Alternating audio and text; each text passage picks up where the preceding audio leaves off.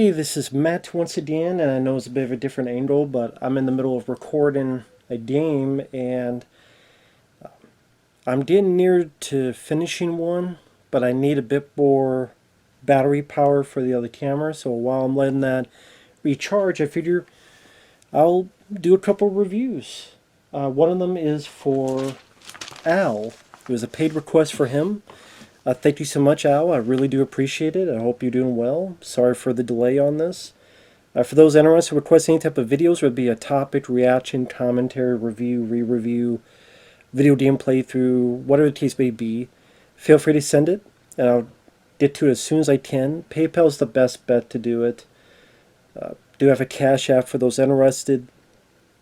Just be vast. Links are down below in the info box. I'll get to it as soon as I can. And this is for Lock, Stock, and Two Smoking Barrels, which I've seen this before. And it was nice to revisit this again because I thought this was a fun movie. It was the first Guy Ritchie film. And you could tell he was definitely, whether he says it or not, definitely a Quentin Tarantino type of influence on it. But this is in a good way because the dialogue was rather snappy. The cast worked very well. All the assortment characters going in and out, and how they get intermingle with each other, and how things pan out at the end for our main characters.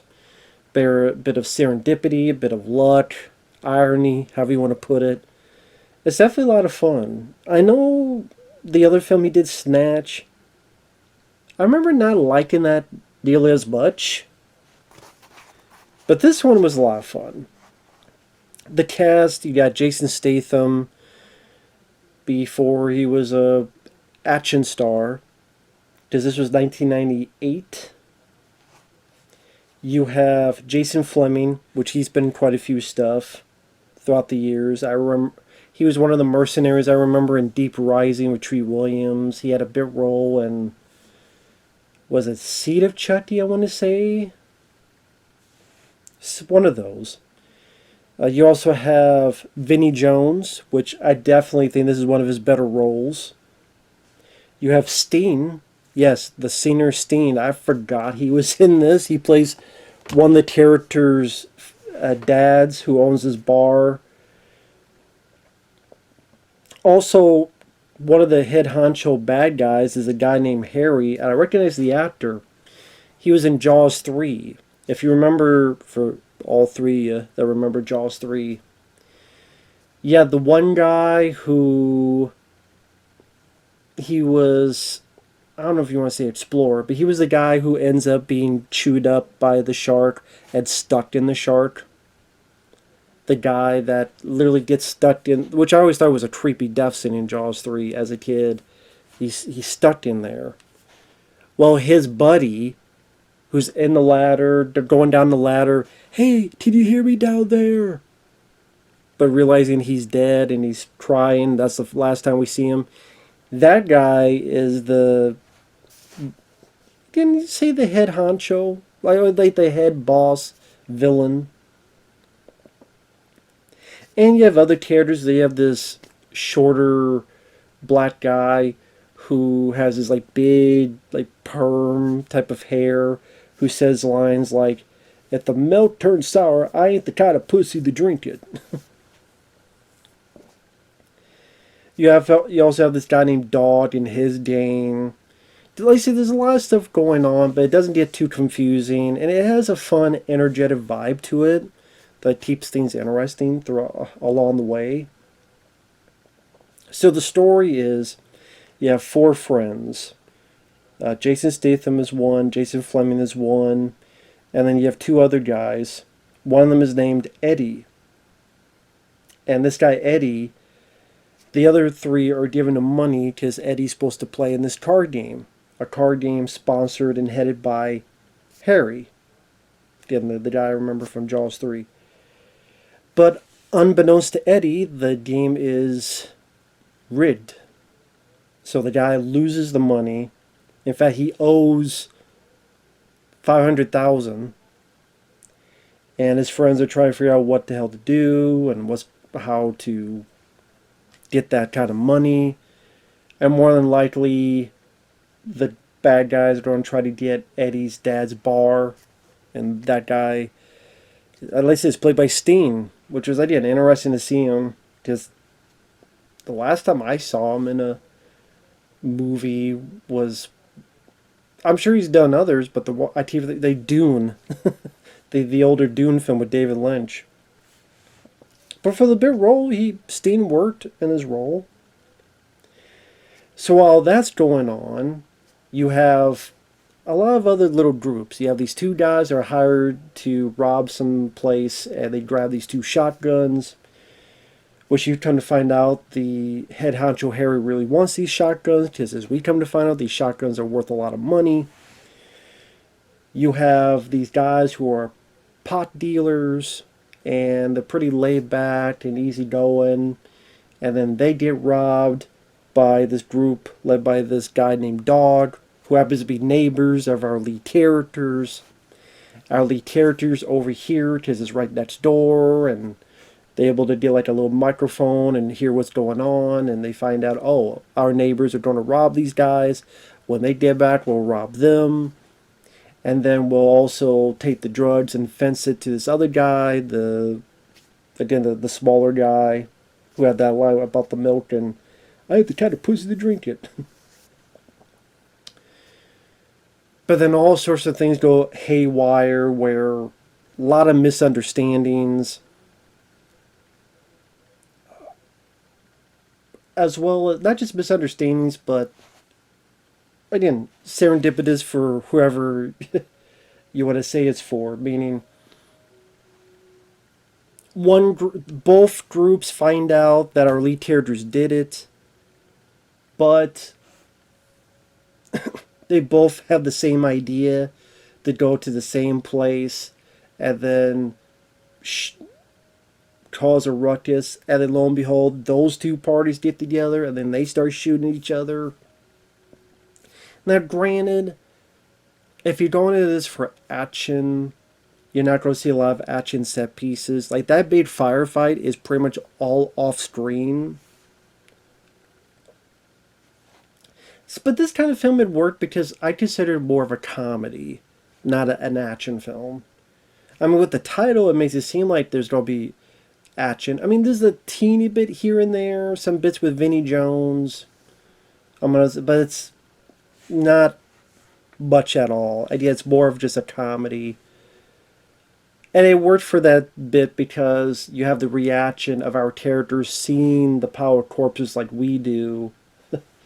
And just the reaction. As well as other people, they see this and you just see all the bloodshed of what's going on. And what all happened.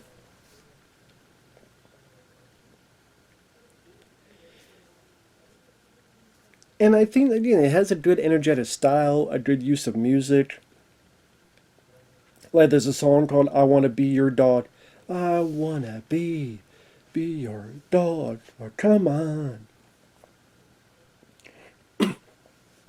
Which I know that's been used in other Statham films, or at least trailers for some of them.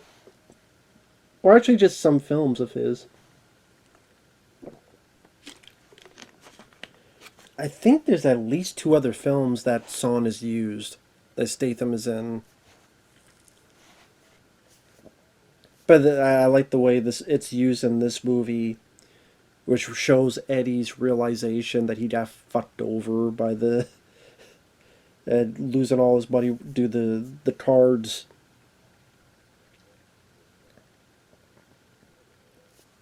And it does have a quirky bit of sense of humor, like Statham telling the story about how Harry killed a guy because their front is sex toys, so he took like a fake dildo and beat the hell of the guy to death. Or you have the one guy of the 4 who's like the most paranoid, and he says something to the effect of, oh, it's the brother of all fuck-ups, and someone's like, no, it's called the mother. Mother, brother, every other sucker, who gives a shit? We're still gonna be in deep shit. And I mean, there is some action, like I said, when it pops up, it's kind of fun. some bits of slow-mo. And that's where some, again, more of the fun comes into play, where our characters think they got away with it, so they're out partying at the bar. Then you see these other characters where,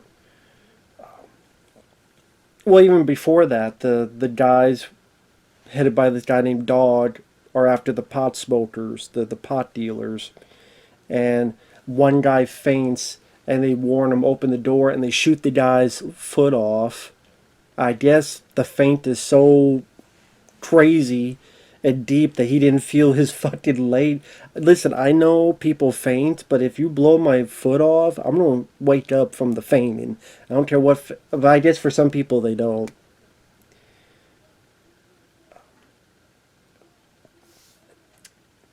So one guy of the pot dealers tries to get the drop on him. It doesn't quite work out. But then, and this is established earlier, there's a woman that kind of blends in the background high as a kite. And she takes the one guy's like big heavy machine gun. It's called a Bruin or Bruin? BRE. It's a massive looking machine gun that one of the guys just brought for the mission. And she grabs it like, choo, choo, choo, choo, choo, choo. And you have some people kind of moving in slow mo, like not quite John Woo, but close to it. I love like the one guy hits her and goes, "Where the fuck did she come from?" Oh, just the way he says the line, I thought was pretty funny.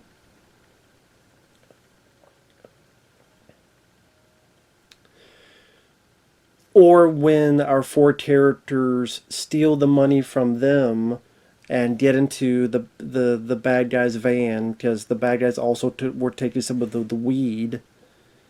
As they're driving away, they look down, they see that the bad guys, they knocked out like a cop. Like a traffic, not a traffic cop, but, close to it.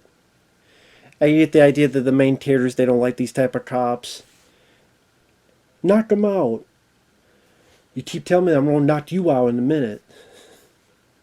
And so they fight, and they go, man, I don't like those type of cops. Yeah, neither do I. So they're all fighting on who's going to knock them out, and then three of them are like, yeah, I don't like those type of cops. And then all three of them start beating them and knock them out and then throw them out to, get the hell out of Dodge. And, they don't kill them or anything. But it's like, I forget what kind of cops they say they are, because I'm not sure overseas in the UK what kind of cop that would be. Again, I kind of think of it like a type of traffic cop. The type of cop that gives you tickets and meter maid type of cop. I don't know.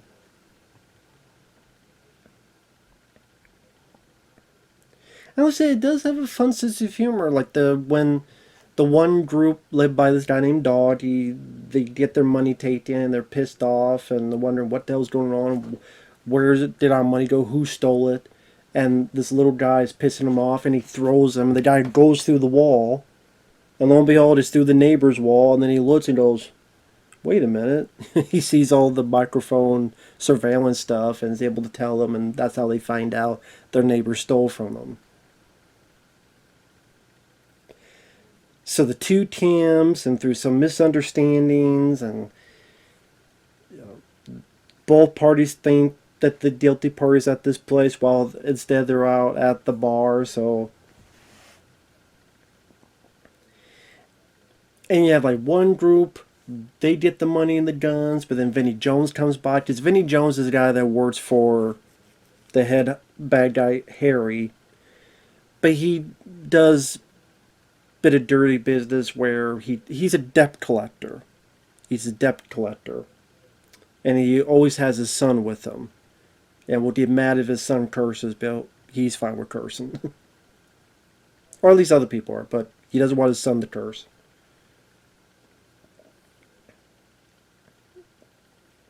And again, I forgot like how it was fun to see like how all these characters interact with each other.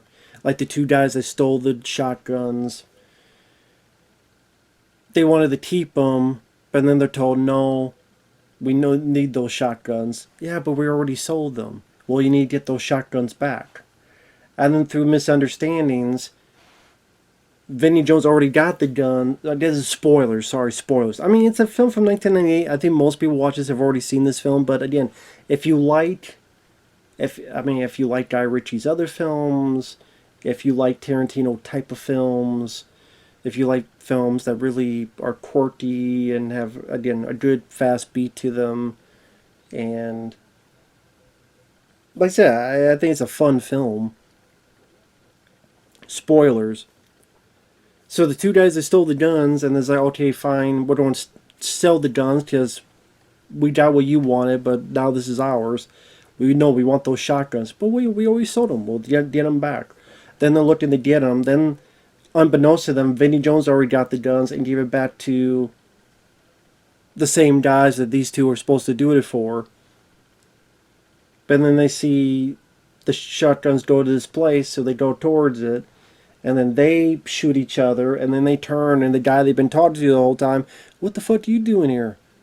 What the fuck are you doing here? But they already shot each other, so they're dying. So it's just how things get misunderstood and misconstrued, and that was kind of the fun of it, just to see how these bad guys accidentally turn on each other, while our four main characters are kind of outside looking in, going, what the hell's going on? Like when they find their place all shut up and they see all the corpses and like their reactions, like, what the fuck? I didn't call it fate, karma. That, yeah, these bad guys do what they, for the most part, they all do what they deserve.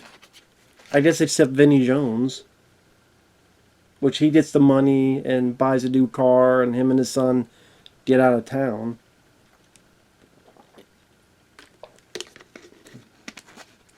But the four guys, since everybody's dead, they don't owe money.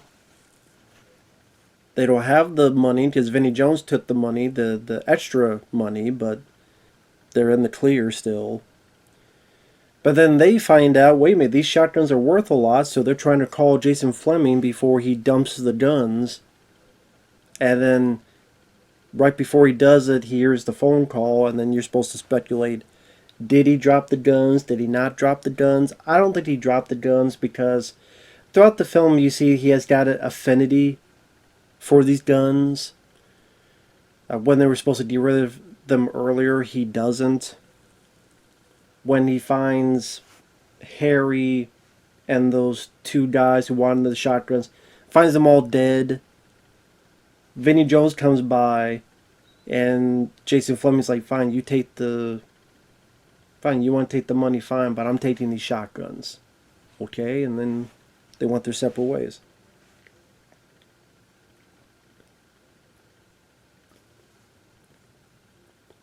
And it was also interesting to see Jason Statham in this early type of role. I mean, he's not the star. I mean, I don't know who you would say is the star, because there's a lot of different characters kind of getting their time to shine, and, you know, different groups. I mean, maybe you would say the guy who plays Eddie, I guess, would be called the lead.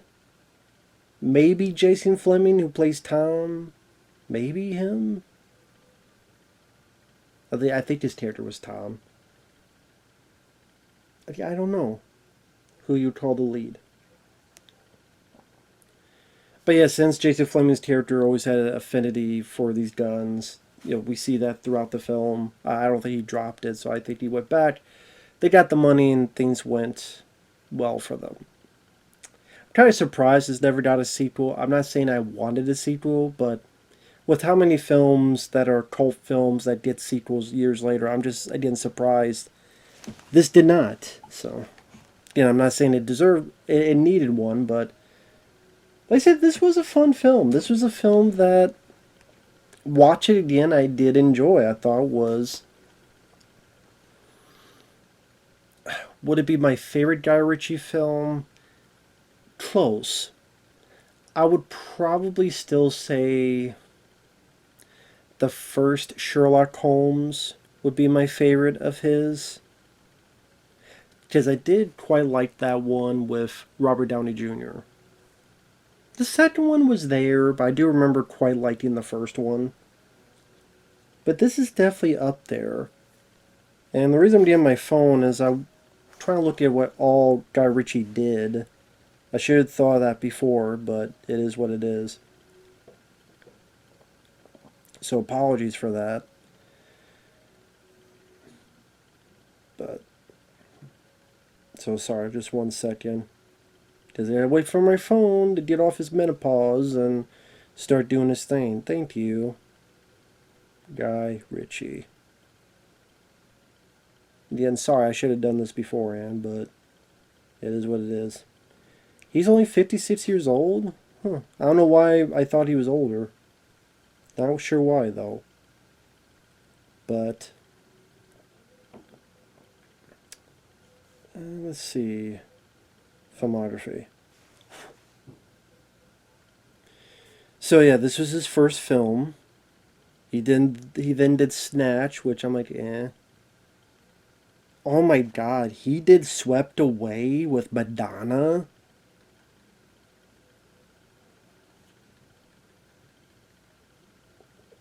I didn't know that. Revolver was an interesting film. I just see some people not liking it because it definitely has a weird eccentric take of like it could be categorized as a fairly weird film, but just something about it was rather interesting with the way it was directed, and that had Jason Statham in it, Ray Liotta. I actually did not mind that film, Revolver. Again, I know there's a lot of people that don't like it, but I thought it was. I remember it being rather unique. Oh, he does say Tarantino and Sergio Leone had influenced his work, so there you go. Sherlock Holmes I liked. Second one, it was okay.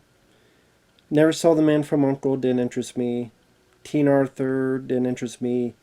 I fucking forgot he did Aladdin with Will Smith. The worst film I've seen that guy do. The Gentleman I could not get into. Wrath of Man I didn't mind. I thought that was pretty decent. Never saw Operation Fortune. That was a film that got delayed again and again and again. Jason Statham, Josh Hartnett, Cary Elwes, Hugh Grant. They said never saw it, but it got delayed a lot.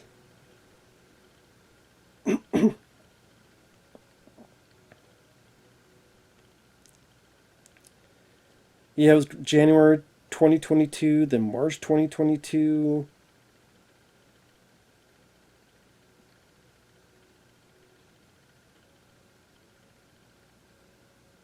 February 2023, Lionsgate revealed they bought it. This was going to release March 2023.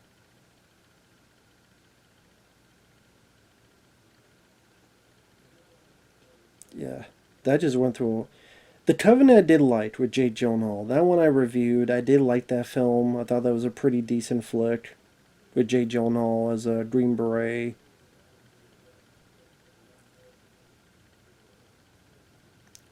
And his Afghan interpreter. That was a pretty one. I would say that was definitely be my top 5 of his. The Ministry of Ungentlemanly Warfare I did not see. I think I've had a few people ask me about that. I never saw that film. In the Gray, he's doing with Henry Cavill and Jake Gyllenhaal. And then Fountain of Youth, John Krasinski, Natalie Portman, he's going to be doing that one. Yeah, I would say of the films he's made, Sherlock Holmes I would put number 1. Lost Stock and Two Smoking Barrels I would put number 2. And The Covenant I would put number 3. With probably Revolver number 4. And either Sherlock Holmes 2 or Wrath of Man number 5. So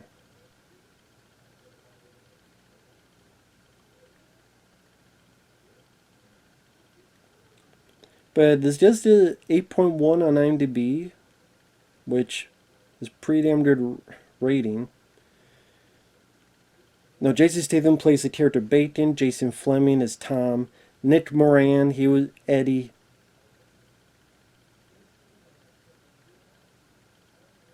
He was a guy who lost at cards. The guy was a bit paranoid. Dexter Fletcher, he plays the character Soap.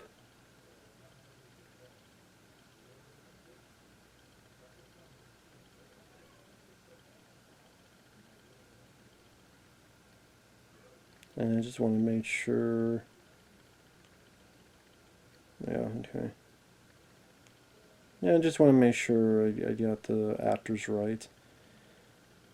Does I... Oh, shut up, cat. Oh, sometimes I get the shit wrong. I don't mean to.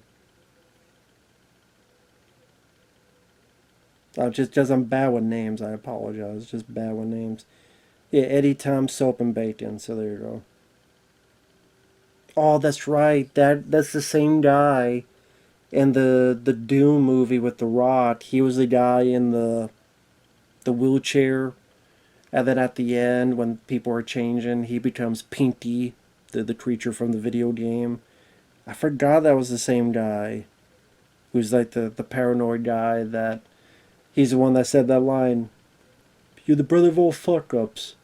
Oh, brother, mother, sucker, whatever, you know.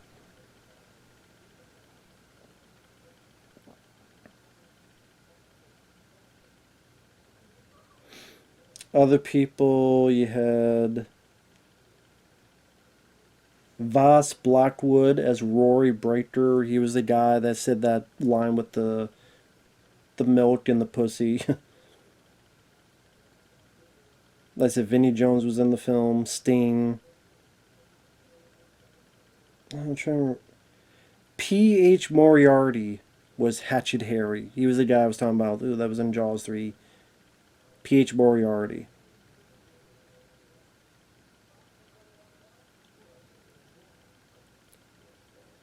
And yeah, the film itself, like it's a fun movie. Like I say, if you want to see a film that invokes Tarantino in a good way, but still has his own energy and flair, this is definitely worth a look. If you like to see Jason Statham do a bit more comedic acting, it's definitely worth it. Again, this is before he became the action star. Good cast. Everybody did a good job with it, so can't complain about it. It's a good one. So, with that said, I wanted to get the actors' names because I think they deserve. Because that's really what made it work. The cast worked well together. They had good chemistry. The dialogue was snappy and fun. It was very well paced. It was never boring. And I mean, there's even a bit where the four go into a bar and all of a sudden someone comes out, they're on fire. And then later on, you find out what happened, where that Rory Breaker, the smaller dude, the black guy, someone was messing with him because he's trying to watch a game, and the guy's like, oh, turn that shit off. So the guy kind of looks at him, takes a fire extinguisher, puts it outside, goes back, gets a drink, spits at him, flicks a match, and then the guy's on fire, but the fire extinguisher's not there. So the guy someone has to run outside, or he's got to run outside, just because he was fucked with this guy. So, little stuff like that makes the film interesting to see what will happen next. So, fun film. With that said, thanks for watching, take care, and we'll see you guys later. Bye-bye for now.